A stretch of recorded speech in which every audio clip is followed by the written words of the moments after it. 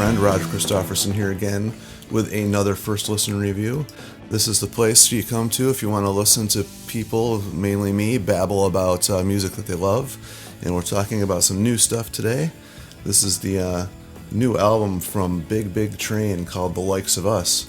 One that I think a lot of people have been looking forward to, kind of wondering what they're going to sound like.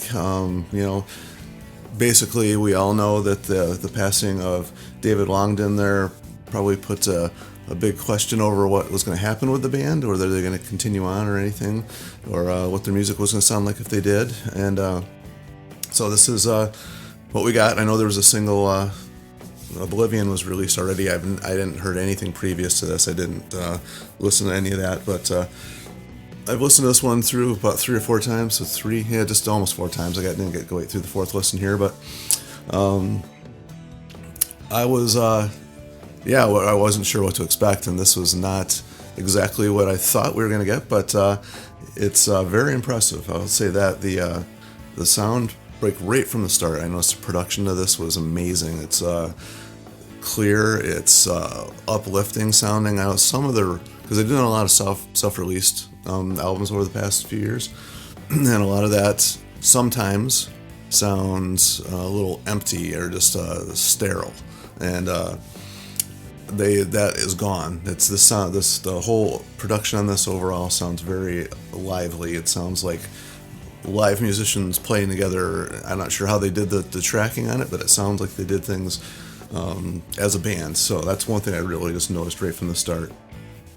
And of course, their new vocalist, Alberto Braven, I think is how you pronounce it.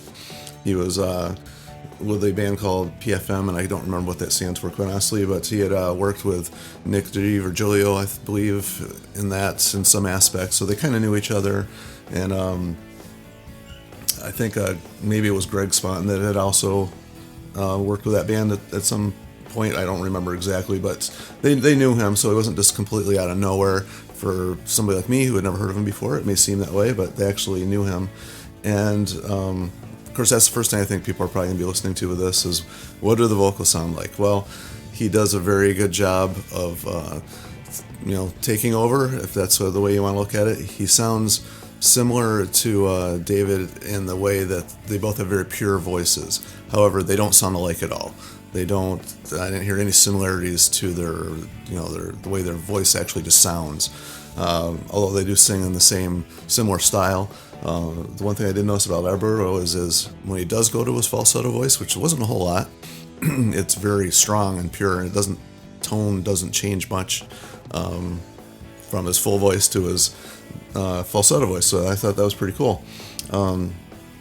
As far as the songs go, first couple, it kicks in actually real slow, and then of course the song Oblivion is a very more powerful rockin' song, and then it goes into a very long song called Beneath the Mask, which about halfway through, and there's a lot of progressive elements up to this point, but right around the 9-minute mark, the song really kicks in and gets it more progressive than I remember hearing on anything in quite a while from these guys.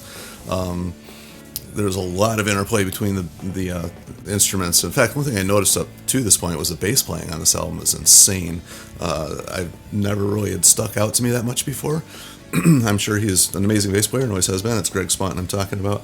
But on this particular album, the bass playing was like really up front in the mix, and it was very lively, and I had never noticed it quite that much on any of these other previous releases.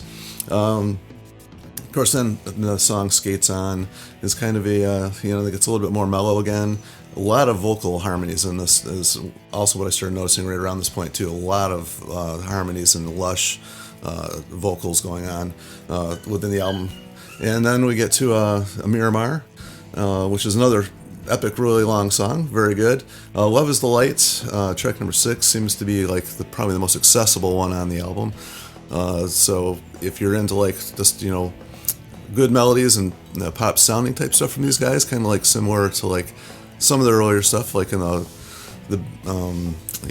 British albums they made there, Electric and all that stuff. I'm forgetting the name of it off the top of my head right now. I feel kind of stupid, but along that vein, kind of reminded me of that. But my favorite song on the whole album was Bookmarks. That song starts out really slow, got a little falsetto stuff going on there, which was amazing, and the song just builds up so nicely. Not very long, it's only like 6.5 minutes long. That was my favorite one, but then it ends on a really nice one too called Last 11.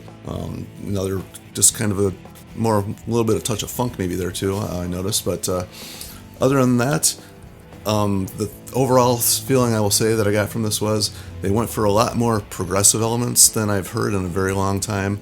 And, for a band that was making a big change like this, it's hard to know what they're going to do. I can't imagine what was going on in their heads, what they went in with thinking was going to happen. And with a new member who actually has a lot of writing credits, he actually helped with the mixing on this too.